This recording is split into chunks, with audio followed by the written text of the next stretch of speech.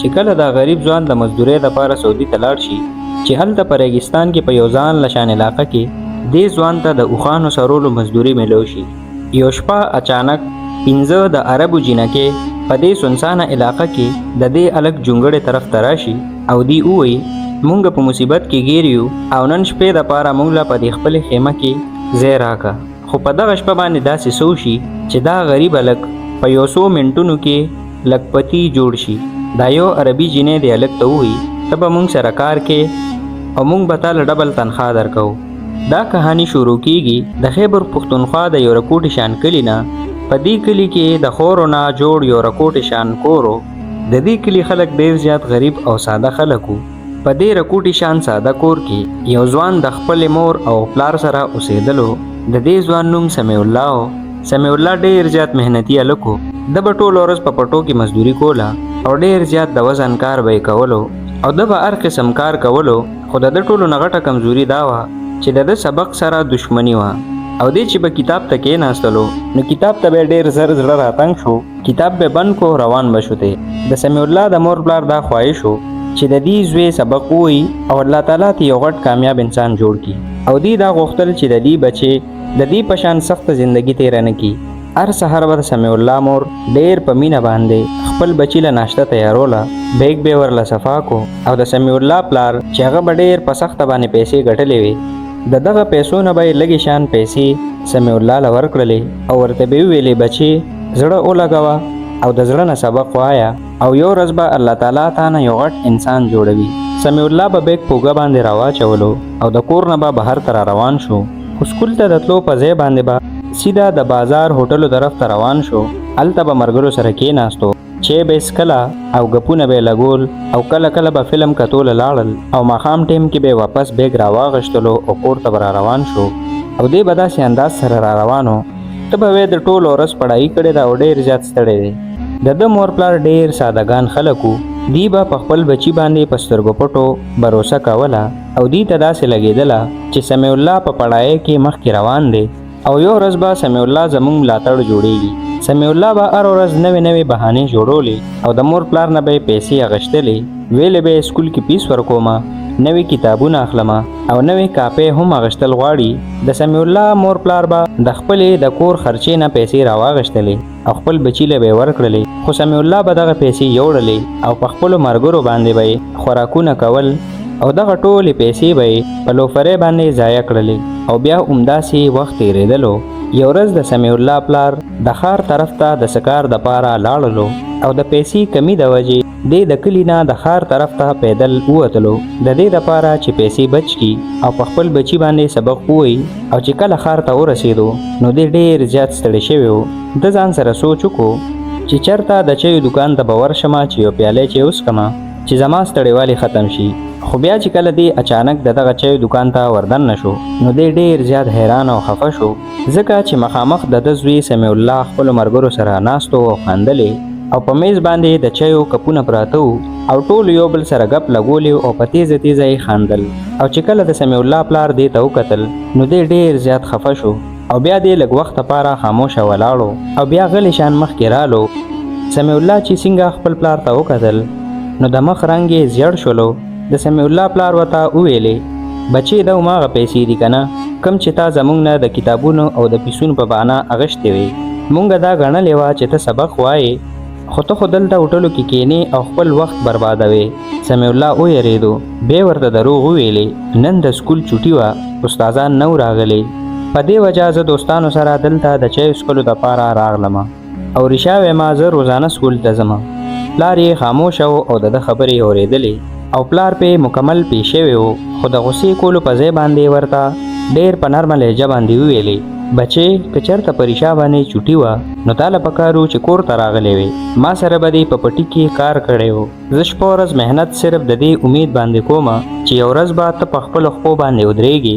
او زما مټې زما طاقت او زما ملاتړ به جوړېږي. سمیع الله سر ښکته کړلو او وی ویلې بابا زما نه غلطي وشو او بیا دپاره به زه داسې نه کومه. پلار والا جواب ورنه کولو او بیا غلی دغه ځای نه پاڅېدلو او سیده د ده سکول طرف ته لاړلو. او بیا چې کله سکول ته لاړلو نو دو کتل چې سکول کلو او هلته پړهایي شروع وه. بیا زر زر د وقاص هډ ماستر طرف ته رالو او تپوس یې وکړو نن د سکول چوټي وه. هډ ماستر حیرانه شو، ورته ویلې نه نن خو چوټي نشته، دا ګورې نه سکول کولو دی او ته ماته دا ووایه چې د یو کال نه ستا زوی سکول ته ولې نه راځي؟ څه خبره ده چې تا خپل زوی د سکول نه رامنې کړی دی؟ د سمیع الله پلار چې کله دا واورېدل نو د خپو نه یې ځمکه وتښتېدله او په سترګو یې تیاره راغله او د ده په خپل ځان باندې یقین نه راتله. په کوم زوی باندې چې د په سترګو پټو باندې یقین ساتلی و، هغه د یو کاله داسې خپل پلار لا دوکې ورکولې.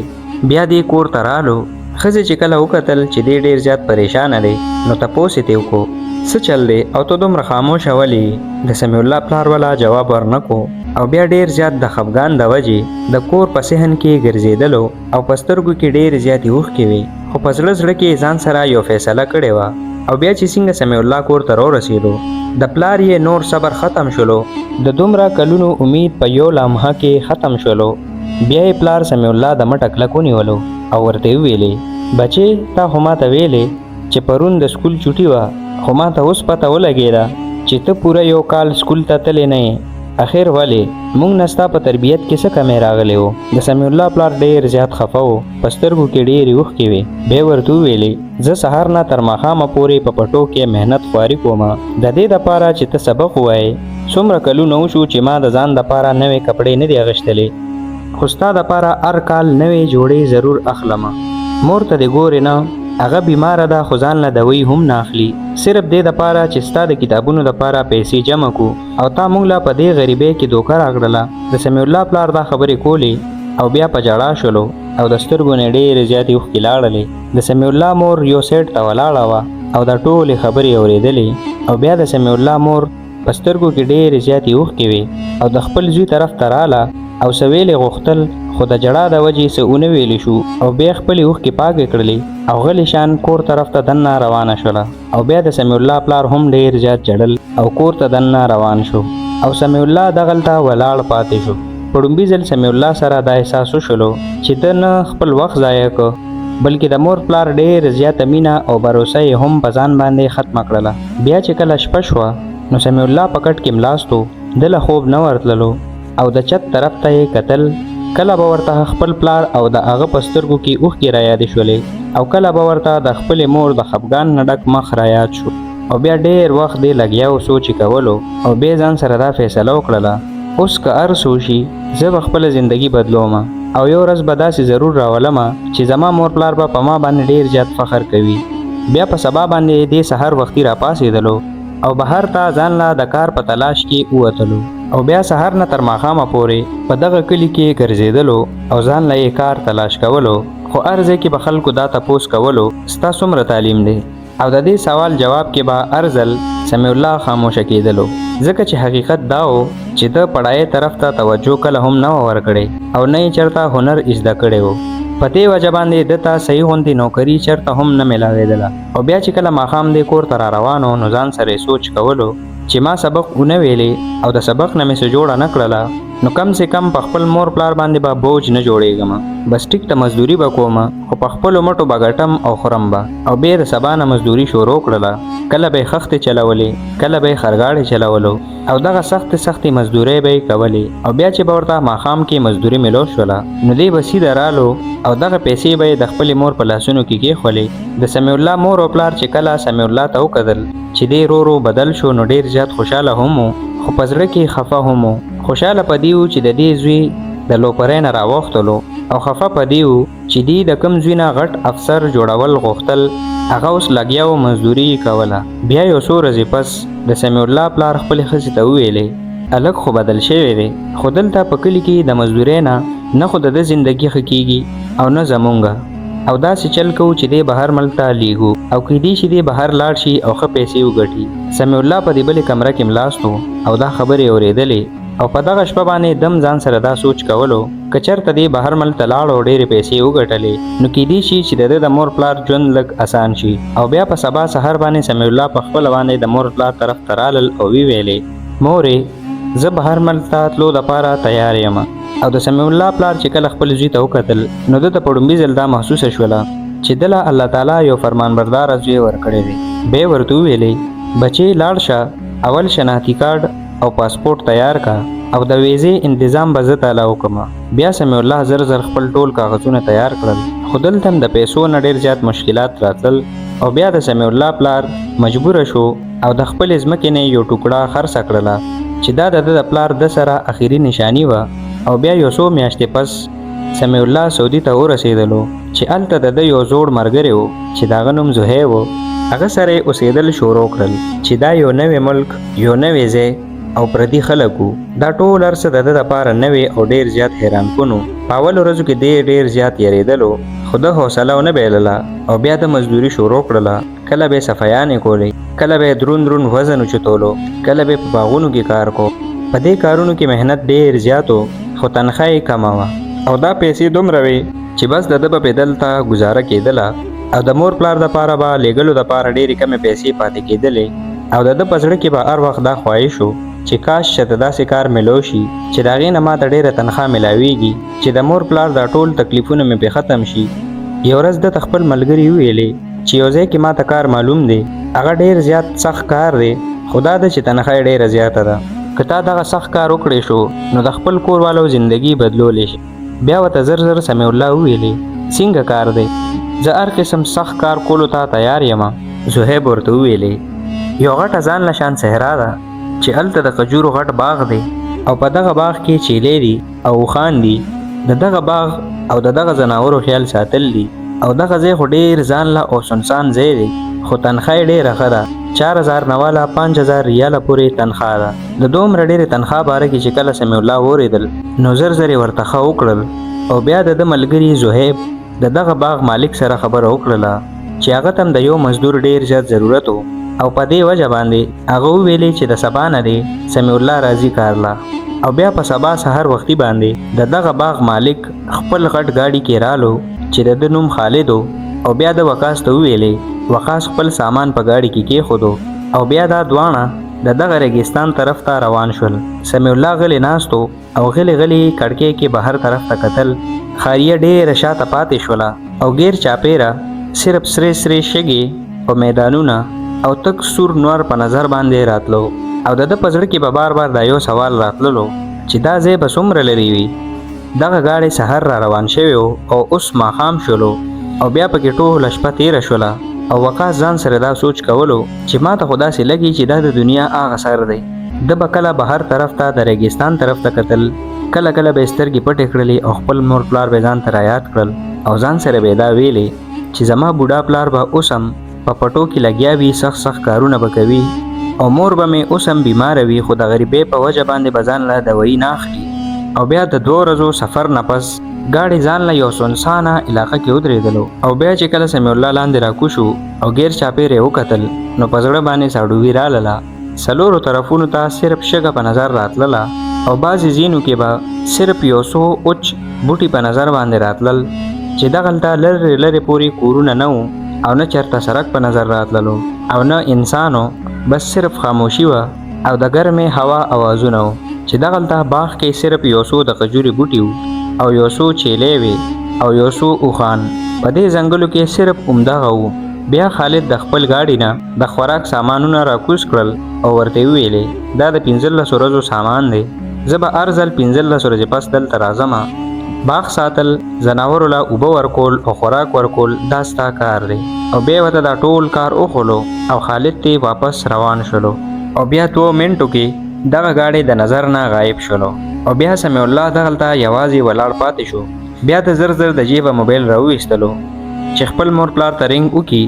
خو په دغه ریګستان علاقه کې سیګنل بالکل هم نه راتلل او د چې دې ته وکتل لړچ پې ولګېدو او ځان سره ویلې چې دلته خو د لرې لرې پورې نه چېرته انسان شته او د موبایل سیګنل هم کار نه کوي. اخر کار زه چېرته راغلی یم؟ او بیا لږ وخت لپاره د په زړه کې دا سوچ کولو چې دا هر څه پرېږدم او وتښتمه، خو بیا د حوصلې نه کار واغښتلو او ځان سره سوچ کولو چې بس اوس هم دا زما دنیا ده چې هر څنګه وي بس اوس به دلته ټیم تېرول وي. بیا ورو ورځې تېرېدلې، سحر وختي چیلو له خوراک ورکول، اوښانو له اوبه ورکول، د کجورو بوټي صفا کول او د ټول باغ خیال ساتل، بس دا د زندگی جوړه شوله. او بیا وخت سره سره دې په دې ځان له ځای کې عادت شولو. کم ځای چې به اول ورځو کې دته قیدخانه لګېدله اوس ورو ورو دی دغلته عادت شو او دا د کور جوړ شولو او بیا په دې کې یو کال تیر شولو. خو کله کله به دی دغلته په تنهایی کې خفه و او چې کله به د زړه خفه و نو دغلته یو رکوټ شان غر و. دی به د غر څوکې باندې وختلو چې هلته به کله کله د موبایل سیګنل راتللی او د چې به کله د مور پلار आवाज واورېدلو نو زړه ته به ډېر زیات سکون ملو شولو. یو شپه ډېرې زیاتې تورې وریځې رالې او ډېر زیات باران وشولو. تیزې یخې هواګانې لګېدلې. سمیع الله په خپلې جونګړه کې پروت و چې اچانک د ده غوږونو ته اوازونه راغلل. دی ویرېدلو او راپاڅېدلو. بیا ځان سره ویلې چې دومره د نیمې شپې په دې ځان له سنسانه علاقه کې څوک کیدی شي. بیا دې د دروازې طرف ته ورغلو خو بیا ودرېدلو. خو چې کله ده په کړکۍ کې بهر طرف ته وکتل نو د لرې نه د ګاډي لیټونه په نظر باندې رالل. د ځان سره دا سوچ کولو چې کیدی شي خالد راغلی وي او بیا دې زر زر بهر طرف ته ووتلو او منډې وهل شروع کړل او دغه ګاډي طرف ته ور روان شولو. او چې کله دې جوخ ورغلو نو دو کتل چې دغه خالد نه و بلکې دغلته ډېر خلک ولاړو. بیا دې لږ وخت لپاره ودرېدلو. خو بیا چې کله د دې جینکو د یارې نه ډک اوازونه واورېدل چې دغه جینکو ده ته د مدد دپاره اوازونه کول، دې سره د ده د زړه دا یاره لږه شان کمه شوله او دغه جینکو طرف ته ورغلو. بیا دې د دغه جینکو طرف ته ورغلو ورته وویلې دا ولې تاسو ته څه مسله ده؟ دغه 15 واړه جینکې ډېرې زیات یېرېدلې وې. بیا یوې جینۍ په یاره یاره باندې وویلې یا الله شکر دی مونږ ته خو داسې لګېدله چې دلته به څوک هم نه وي. بیا دویمې جینۍ وویلې مونږ د چکر دپاره صحرا طرف ته راوتلي وو خو چې کله طوفان راغلو نو د دې طوفان په وجه باندې زمونږ نه لاره غلطه شوې ده او ګاډی م راته خراب شولو او دلته خو د موبایل سیګنل هم نه راځي. سمیع الله ورته وویلې دغلته خوا کې زما کور دی او تاسو راځئ ما سره لاړ شئ. نن شپه چې تېره شي نو سبا له به سهل راوباسو. بیا دا 15 واړه جینکې سمیع الله سره د ده جونګړې ته رالل. بیا سمیع الله دې ټولو له اوبه ورکړلې او بیا ورله د لاسه ورکړل او ورته وویلې تاسو فکر مه کوئ او تاسو دلته ما سره محفوظ یې. سمیع الله سره په دې جونګړه کې صرف یوه کمبله او صرف یو بالښ و چې د هغه کمبل او بالښ راواغشتلو او دغه جینکو له یې ورکړلو او په خپله د کمرې په یو بل ګوټ کې کېناستلو. بهر ډېر زیات طوفان و خو په دغه شپه باندې د سمیع الله په زړه کې ډېر زیات سکون و ځکه چې ډېر زیات وخت پس د چېرته د انسان اواز واورېدلی و. او بیا ټوله شپه سمیع الله د دغه کمرې په دغه ګوټ کې ناست و. بهر طوفان او باران شروع و خو ډېر زیات وخت پس د چې کله انسانان لیدلی وو نو د ده په زړه کې په دې وجه ډېر زیات سکون و. دغه 15 واړه جینکې د ډېر زیات ستړیوالي په وجه باندې زر زر اوده شوې وې خو سمیع الله لا په دې شپه بلکل خوب نه ورتللو. کله کله به بهر د طوفان او باران طرف ته کتل او کله کله به دې جینکو طرف ته کتل او ځان سره به دا ویلې یا الله شکر دی ډېر وخت پس چېرته د انسان اواز خو مې نن واورېده که نه ځکه چې تېر 2.5 کالو نه د په خپلو سترګو صرف خالد کتلی و او د ده نه علاوه چېرته یو انسان هم په خپلو سترګو نه و کتلی او دغه خالد به هم هر 15 ورځې پس راتللو د خوراک سامان به یې کوزولو او واپس پتې تله. او په دې تېرو 2.5 کالو کې دا په لومړي ځل داسې وشول چې د سره انسانانو ټوله شپه تېره کړله او په سبا سهار د نور راختو نه مخکې سمیع الله راپاڅېدلو اور یې بل کړلو بیا چای پخه کړله او دغه لږ ډېر سامان په ذریعه باندې ساده شان ناشته تیاره کړله. او بیا چې کله دا جینکې د خوبه راپاڅېدلې نو سمیع الله مسکي شو ورته وویلې تاسو کښېنئ اول چای وڅښئ او د هغې نه پس به زه تاسو ته لاره وښیم. دا جینکې ډېرې زیاتې حیرانې وې چې دومره په سنسانه ځای کې دومره کم سهولتونو نه باوجود د دومره خشته ناشته تیاره کړې ده. بیا دا ټولې لګیا شولې چې وڅښله او د چایو نه بعد دا ټول د ګاډي طرف ته رالل. بیا چې کله وکتل نو دا ګاډي په شګو کې انښتي وو. بیا دې جینکو بار بار د ګاډي سټارټ کولو کوشش وکړو خو د دې ګاډو انجن خراب شوی و. بیا سمیع الله خپل ډېر زیات کوشش وکړو د ټایرونو نه یې وله شګه خوا کړله او بیا وله دیکه ورکړله خو دغه ګاډی سټارټ نه شولو او بیا ډېر کوشش نه پس دا ټول ډېر زیات ستړی شول. بیا سمیع الله ځان سره سوچ وکړلو که زه دا جینکې دلته پاتې کړمه نو یو څو ورځې به نور زه د انسانانو اواز واورمه. بیا د جینکې ډېرې زیاتې خفه وې. یوې جینۍ ده ته وویلې ته مونږ له سوچل وکړه که نه. سمیع الله مسکي شولو او ورته ویلې زه د ګاډو مصري خو نه یم خو زه چې پې څومره پیدمه ما په خپل پوره کوشش وکړلو. بیا سمیع الله وویلې زما چې کوم کفیل دی د هغه نوم خالد دی او 10 ورځې وشوې چې هغه راغلی و. هغه هر 15 ورځې پس دلته راځي او ما له راشن راوړي او کیدی شي 4-5 ورځو کې هغه راشي او هغې پورې تاسو ما سره زما جونګړه کې پاتې شئ کم از کم محفوظه هویې که نه. بیا 5 واړو جنکو یو بل سره سلا وکړله او بیا دا فیصله وکړله چې مونږ به دلته پاتې شو او بیا ورو د دې جنکو هم یره ختمه شوله. سمیع الله سره خبرې کول شروع کړل. بیا د یوې جنې تپوس وکړلو ته په اصل کې د کوم ځای یې؟ سمیع الله ورته وویلې زه د پاکستان یم. بیا بلې جنې ته په حیرانتیا سره تپوس وکړلو دومره په ځان له سنسانه علاقه کې ته یوازې دلته اوسېږي؟ سمیع الله چې دا واورېدل لږ وخت لپاره غلی و او بیا ورته خپله ټوله کیسه وکړله او ورته وویلې چې څنګه به دې په ماشوموالي باندې د سبق نه تېښته کوله او مور پلار ته به یې دروغ ویل او دوکه به یې ورکوله او بیا چې کله یو ورځ دته د خپلو غلطو احساس وشولو نو بیا مزدوري شروع کړله او بیا اخره کې بهر راللو. 5 واړه جنکې غلې وې او د ده خبرې په غور سره اورېدلې او بیا چې کله ټوله کیسه واورېدله نو د دې جنکو په زړه کې د ده دپاره ډېره زیاته همدردي پیدا شوله. بیا د یوې جنې تپوس وکړلو دا حقیقت دی چې صرف د 2 ټیمه روټۍ ګټلو دپاره خلک خپل وطن پرېږدي او بهر ته ځي؟ سمیع الله ورته وویلې او ډېر خلک د غریبۍ او مجبورۍ د وجې داسې کوي. دې جنکو چې دا واورېدل ټول خاموشه شولې. بیا د دې جنکو د پاکستان باره کې او د کلي باره کې او د هغه ځای د ژوند باره کې تپوسونه شروع کړل. سمیع الله ورته د کلي د ژوند، د کلي د شنو شنو پټو او د کچه کچه کورونو او د کلي د ژوند ټوله کیسه په مینه مینه باندې وکړله او دا ټولې جنکې ولاړې وې او په حیرانتیا سره دا ټولې خبرې اورېدلې. بیا یوه جنې په خندا شوله او وویلې که مونږ چېرته پاکستان ته راتللو نو ستا کور ته به خامخا راځو. سمیع الله هم موسکې شولو خامخا او تاسو چې راشئ نو هلته به هم زه د خپل لاس شی په تاسو باندې څکمه. او بیا دا ټول یو بل سره عادت شول او په ګپ شپ باندې ډېرې ورځې تېرې شولې. خو بیا 15 ورځې پس هم خالد د دې طرف ته رانلو او دا ټول واپس یو ځل بیا پریشانه شول. بیا یوې جنې وویلې تا خو ویلې چې هغه 15 ورځې پس راځي او اوس ښه ډېرې ورځې تېرې شولې. سمیع الله په خپل هم په سوچ کې لاړلو او وی ویلې چې زه په خپل هم حیرانه یم او که زه تاسو ته رښتیا خبره وکړم نو د خوراک سامان هم ختمېدو واله دی. دې جنکو چې دا واورېدل نو نور هم ډېرې زیاتې خفه شولې او همدغه وخت دغه 15 واړو جنکو یو بل سره خبره وکړله که مونږ دې ځای نه ژوندي واپس خپل ځای ته ورسېدو نو د دې انسان دا نیکي به نه هېروو او دی به هم د دې سنسانه علاقې نه راوباسو. او بیا په دغه ماښام باندې خالد د دې طرف ته رالو. جنکو چې کله وکتل چې خالد رالو نو زړه یې راښه شو او بیا سمیع الله ټوله خبره خالد ته وکړله چې دغه رنګ په طوفان کې د دې نه لار غلطه شوې وه او بیا ورته گاډې خراب شولو او بیا د 100 ورځو نه دلته ما سره پاتې کېږي. خالد چې کله دا ټوله خبره واورېدله نو دغه 15 واړه جنکې ځان سره په ګاډي کې کېنولې او د ښار طرف ته یې بوتللې. ښار ته چې کله ورسېدل نو په کور کې د دې جنکو کور والا ډېر زیات پریشان و. خو چې کله دغه جنکو د سمیع الله د ایماندارۍ او د سادګۍ او دې سره چې څنګه مدد کړی و د دې باره کې وویلې نو د دې کور والا ډېر زیات حیرانه شول. د یوې جنې پلار وویلې نن سبا داسې ایمانداره خلک ډېر زیات کم دي په دنیا باندې او که هغه هلک دا خبره ومني نو ځان سره دلته راولې. او بیا 100 ورځې پس دغه 15 واړه جنکې دې باغ ته واپس رالې. بیا یوه جنې موسکۍ شوله او وویلې سمیع الله وروره که ته راځي نو ته مونږ سره لاړ شه او دلته دې ځان له ځای کې یوازې پاتې کېږي هلته به تا ته د دې نه ښه زندګي میلو شي. بیا چې سمیع الله دې سنسانې علاقې ته وکتل چې کوم ځای کې ده د خپلې زندګۍ د ټولو نه مشکل ټیم تېر کړی و بیا ورته وویلې دا ځای زما ازمیښت و او که تاسو زما مدد کوئ نو زه تاسو سره تلو ته تیار یم. جنکو چې دا واورېدل نو ټولې خوشحاله شولې او بیا څه وخت پس سمیع الله دغه ریګستان پرېښودو او د ښار طرف ته روان شو او اوس د ده زندګۍ یو نوی موړ شروع شولو او ده به د دې جنکو په کور کې ډرایوري هم کوله او د کور کار به هم کولو او بیا ورو ورو د دې جنکو ملګري هم جوړ شولو. د بازار نه به یې وله سامان روړلو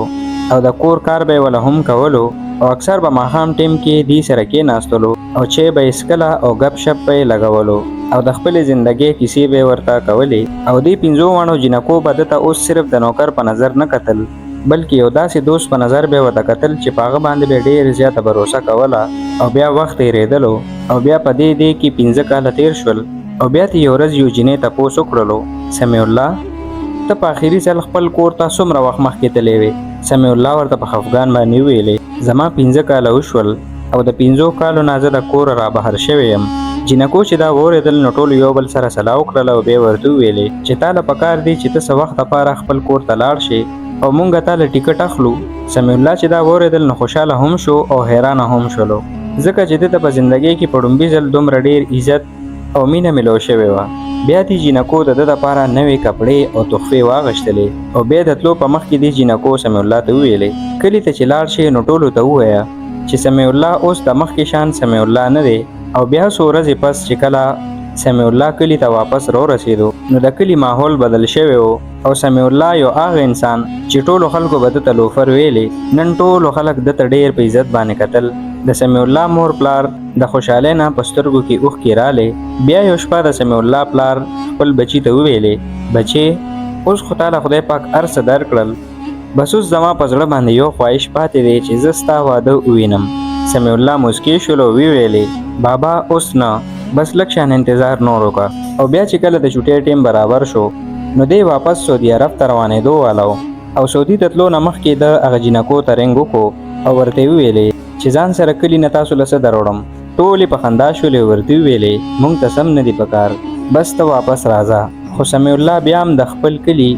ساده ډیزاین والا کپړې او بنګړي او ډېر سامانونه واغوښتل او بیا چې کله سعودي ته لاړو دغه جینکو له دا ورکړل دغه جینکو چې دی ټول هر څه ته وکتل نو هغې ډېرې زیاتې خوشحاله شولې او اوس د دغه جینکو په زندګۍ کې سمیع الله یو اهمه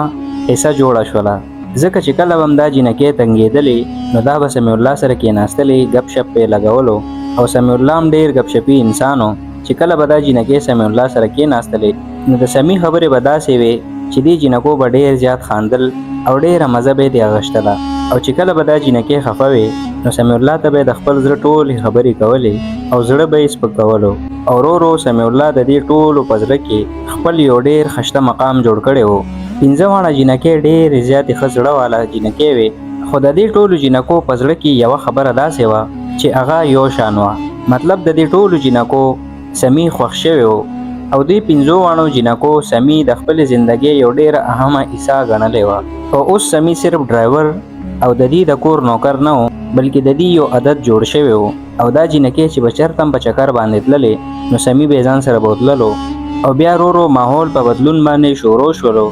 چې کله به چېرته یوه جینۍ به هر طرف ته تلله نو هغې به ویلې چې سمیع به ما سره ځي او سمیع یو ډېر ساده انسان و بغیر څه سوچ کولو به هغه دې سره روانېدلو خو چې کله به دې د کور نه وتلو نو د نورو جینکو رنګونه راتلل به ورته شروع شول او ویلې به سمیع ته چېرته تلې چا سره تلې سمیع به ورته په حیرانتیا باندې جواب ورکړو چې زه خو ستا تره لور سره راغلی یم خو سمیع اوس هم په حقیقت باندې پوه نه و چې ده سره ولې داسې کیږي او د دې 15 واړو جینکو د سمیع دپاره په زړه کې ډېر خاص ځای جوړ شوی و او اوس به هر یوې جینۍ دا غوښتل چې سمیع هغې سره ډېر ټیم تیر کړي او ډېر ګپ ورسره ولګوي او بیا چې به سمیع یوې جینۍ سره ډېر ټیم تیر کړلو نو دا نورې به خفه وې او دا 15 واړه ملګرې چې مخکې به یو بل سره لګیا وو او ډېر ګپ شپ یې لګولو اوس به چپ اوسېدلې کله به یوه جینۍ خفه وه او کله به ورته بلې ویلې ته ما سره ولې ډېر وخت نه کښېنې په اولو ورځو کې خو سمیع نه پوهېده چې ده سره دا څه کېږي خو بیا ورو ورو سمیع ته دا پته ولګېده چې د ده په وجه باندې دې 15 واړو جینکو په منځ کې بې اتفاقي پیدا کېږي یو شپه سمیع بره چت باندې ناست و او ډېر زیات سوچونه یې ځان سره کول ځان سره یې ویلې زه دلته مزدورۍ دپاره راغلی یم خو دلته ما ته عزت او ډېره مینه ملو شوله او که چېرته زما په وجه باندې د دې یو بل سره رشتې خرابې شولې نو دا خو به ډېره بده خبرې وي ما له پکار چې زه د دې ځای نه لاړ شم او سمیع دا غوښتل چې دې دغه 15 واړو جینکو کې د چا هم زړه خفه نه کړي او بیا ډېر سوچ نه پس د ځان سره په ښه فیصله وکړله او بیا په سبا سهار باندې چې کله دې ناشتې ته کېناستل نو سمیع وویلې که تاسو ټول ماله اجازت راکوئ نو زه دا کار پرېښول غواړم دې جینکو چې دا واورېدل ټولې ډېرې زیاتې حیرانه شولې یوې جینۍ ورته زر وویلې ولې څه چل دی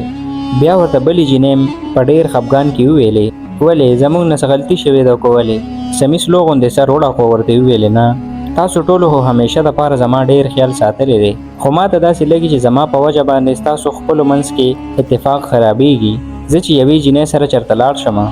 نو بیا دا نورې جینکې خفه وي او ما باندې دا ښه نه لګي بیا سمیع لږ وخته پاره غلی و او بیا وویلې زه یو ساده شان انسان یم یو ډېر کمزورې تاسو ټولو ما له ډېر زیات عزت راکو تاسو زه خپلو ګڼلم خو زه دا نه غواړم چې زما په وجه باندې ستاسو ټولو یو بل سره اتفاق خراب شي او یو بل سره دا چې کومه ملګرتیا ده دا ختمه شي دې جینکو چې دا واورېدل ټولې غلې شوې بیا دې جینکو خپل نظرونه ښکته کړل ځکه چې دې ته پته ولګېده چې سمیع ته د دې د زړه حال پته لګېدلې ده بیا ډېر وخت دې غلې ناست و ډېر وخت پس یوې جینۍ وویلې سمي مونږ ته چرته تلو ته نه پرېږدو او د نن نه بعد به مونږ ټولو کې یوه جینۍ هم شکایت نه کوي او ته چې مخکې مونږ سره څنګه اوسېدلې هماغه شان اوسېږه او د نورو جینکو هم د دې جینۍ خبره ومنله او بیا دا ټولې جینکې خو سمې شولې خو بیا هم د دې ټولو جینکو په زړه کې یو نوی احساس او یو نوې مقابله وه او دې ټولو به ځان سره دا سوچ کولو چې هغه ورځ به کله وي چې سمي به زموږ د زړه خبره ووري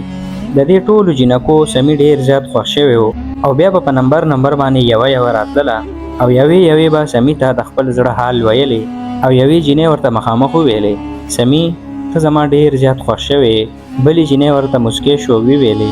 ته بېشکه څو ورځې سوچ وکړه او بیا موږ ته ووایه سمي چې دا واورېدل ډېر زیات حیرانه و او بیا به دې هره شپه ویښو او دا سوچونه به یې کول دا ټولې جینکې به زه څنګه اوس خوشحاله ساتمه